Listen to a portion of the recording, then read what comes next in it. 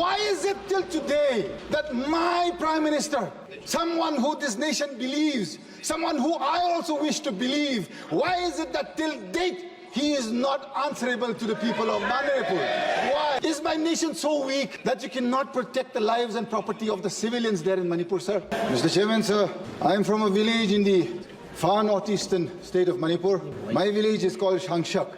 In the spring of 1944, when the Great Second War reached that part of the country, my village was where the Battle of Shangshak took place for a week. Hundreds and hundreds of Allied forces as well as Japanese forces, they lost their lives there. It was the Battle of Shangshak that ensured that the Allied forces could reach Kohima in time so that the onslaught of the Japanese could be stopped. Sir, the nation was built 1950, as we all know, the Constitution was adopted, enacted. That part of the country, we never knew what was being discussed. Our people never ever knew what was happening in these great halls, what our founding fathers were discussing for the welfare and the future of that part of the country. Many amendments were required. One such amendment that happened in '63 was Article 371A for the state of Nagaland. In 1971, Article 371C for the state of Manipur.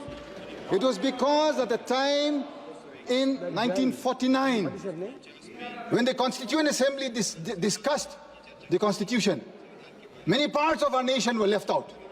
Our nation is a plural nation. That is the belief that we had grown up with. We have studied our whole lives that this nation is a nation that constitutes pluralism. The core and identity of our nation is the plurality that this nation exudes so proudly. Why is it today? I have seen many eloquent speakers. I am grateful across both sides of this house. You have spoken on the Constitution. Where was the Constitution on the 4th of December 2021 when my armed forces,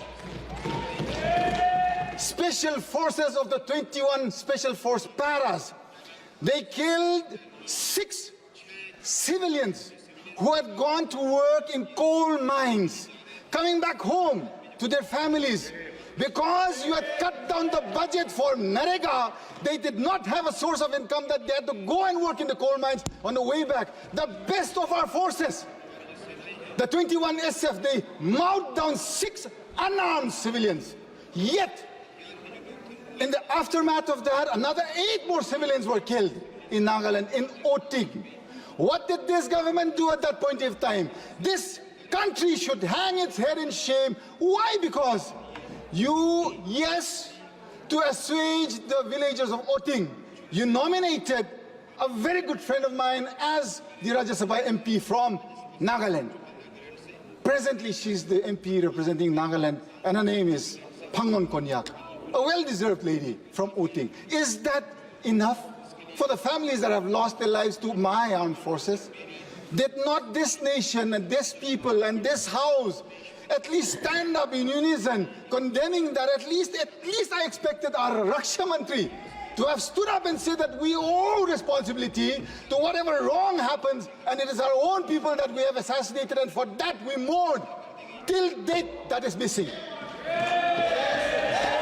Are we not a part of this nation? I ask you, Speaker, sir. Mr. Chairman, 3rd of May, 2023, I need not remind this House or this nation what happened in my state of Manipur.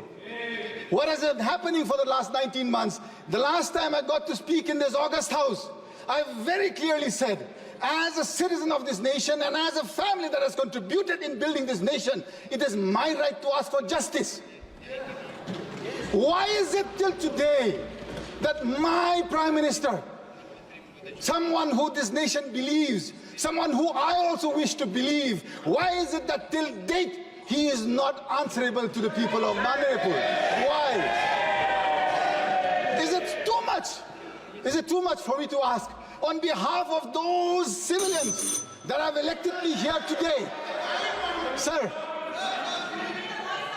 Sir,